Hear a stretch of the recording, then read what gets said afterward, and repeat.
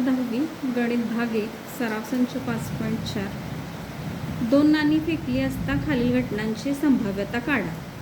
पहिली घटना आहे कमीत कमी एक छाप मिळणे आणि दुसरी आहे एकही छाप न मिळणे। बघा पहिला प्रश्न आहे दोन नाणी फेकली असता सॅम्पल स्पेस नमुनावकाश असे येणार। दोन नाणी HH, HT, TH आणि TT।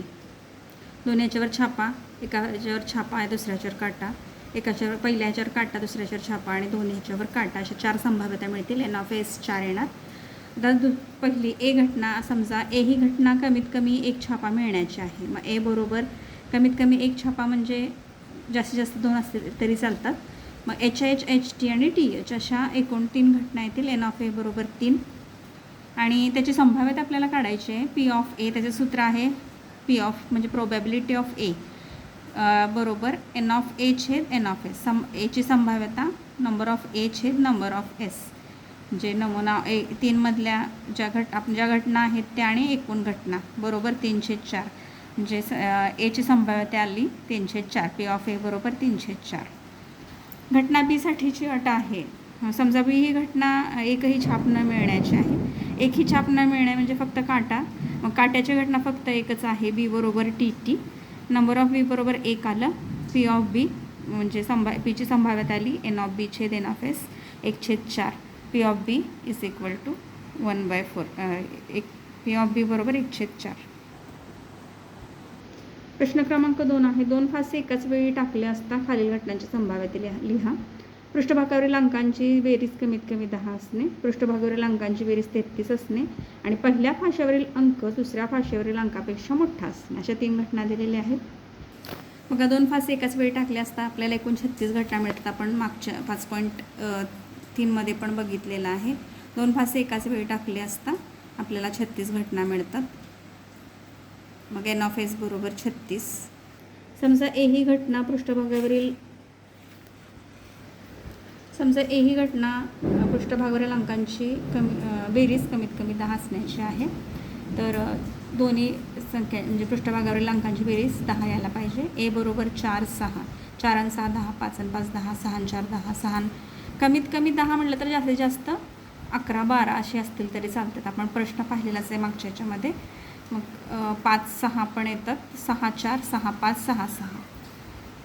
नंबर ऑफ ए बरोबर आलं 6, एकूण घटना 6 येतात। आणि आता याची संभाव्यता काढायची आहे। P of A probability of A is equal to NF A by NF S बरोबर NF नंबर ऑफ ए आहे 6 आणि एकूण नमुना अवकाश आहेत 36, 6 1 6 6 36, म्हणजे एची संभाव्यता आली 1/6। P ऑफ ए बरोबर 1/6। समजा बी ही घटना पृष्ठभागावरील अंकांची बेरीज 33 असण्याची आहे। तर बी आता अंकांची बेरीज 33 येऊ शकत नाही, जास्तीत जास्त किती येणार आहे 6 आणि 6 12, 33 असू शकत नाही। मग नंबर म्हणजे बी हा जो संच येतो तो रिक्त संच येतो, तो रिक्त संच दाखवायचा आणि NF B त्याच्यामध्ये एकही घटक येत नाही, त्यामुळं 0 पदं येणार त्याच्यामध्ये। NF B बरोबर 0। P ऑफ P बरोबर NF B छेद NF S बरोबर 0/36 बरोबर 0, म्हणजे पीची संभाव्यता 0 येणार आहे, एकही घटना आपल्याला ती मिळणार नाही। आणि समजा सी ही घटना पहिल्या फाश्यावरील अंक दुसऱ्या फाश्यावरील अंकापेक्षा मोठ्या असण्याची आहे, अशा घटना आपल्याला मिळतात। बघा 2 1 3 1 3 2, 4 1 4 2 4 3, 5 1 5 2 5 3 5 4, 6 1 6 2 6 3 6 4 आणि 6 5, अशा एकूण आपल्याला 15 घटना मिळतात। NF C बरोबर 15। आता P of C probability of C संभाव्यता काढायची सीची, तर NF C छेद NF S बरोबर 15/36। 3 भाग जातो, 3 5 15, 3 1 3 3 2 6। P ऑफ C आलं 5/12, म्हणजे सीची संभाव्यता येते 5/12। तिसरा प्रश्न, एका पेटीत 15 तिकिटे आहेत आणि प्रत्येक तिकिटावर 1 ते 15 पैकी एक संख्या लिहिलेली आहे, म्हणजे 1 2 3 असे 15पर्यंत लिहिलेले आहेत, म्हणजे एकूण 15 तिकीट असणार आहेत। आणि या तिकीट जर याच्यामधील एक तिकीट आपल्याला यादृच्छिक पद्धतीने काढायचं आहे, तर खालील घटना लिहायच्यात आपल्याला। समसंख्या असणे, तिकिटावरची संख्या ही समसंख्या असणे आणि तिकिटावरची संख्या ही 5च्या पटीत असणे, अशा या घटनेची आपल्याला संभाव्यता लिहायची आहे। आता पेटीतून 1 ते 15 संख्या लिहिलेल्या आहेत, यादृच्छिक पद्धतीने काढली असता 1 2 3 4 5 6 7 8 9 10 11 12 13 14 15 असे NF S बरोबर 15 घटना येतात। समजा ए ही घटना काढलेले तिकीट सम असण्याचे आहे, म्हणजे समसंख्या पाहिजे आपल्याला. तर याच्यामधल्या समसंख्या येतील बघा 2, 4, 6, 8, 10 आणि 12 आणि 14 अशा एकूण 7 संख्या येतील. म्हणजे एन ऑफ ए येणार 7.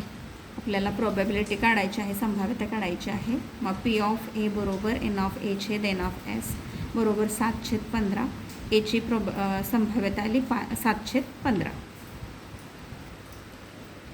बी ही घटना समजा बी ही घटना तिकिटावरील संख्या 5च्या पटीत असणे. 5च्या पटीतील फक्त 3च संख्या येणार आहेत. बी बरोबर 5, 10 आणि 15 याच्यामध्ये फक्त 5 संख्या येतील. 5, 10 आणि 15. मग नंबर ऑफ बी बरोबर 3 आणि प्रोबॅबिलिटी पी ऑफ बी बरोबर एन ऑफ बी छेद एन ऑफ एस बरोबर 3/15. 3ने भाग जातो, 3 1 3, 3 5 15. म्हणजे बीची संभाव्यता आली 1/5.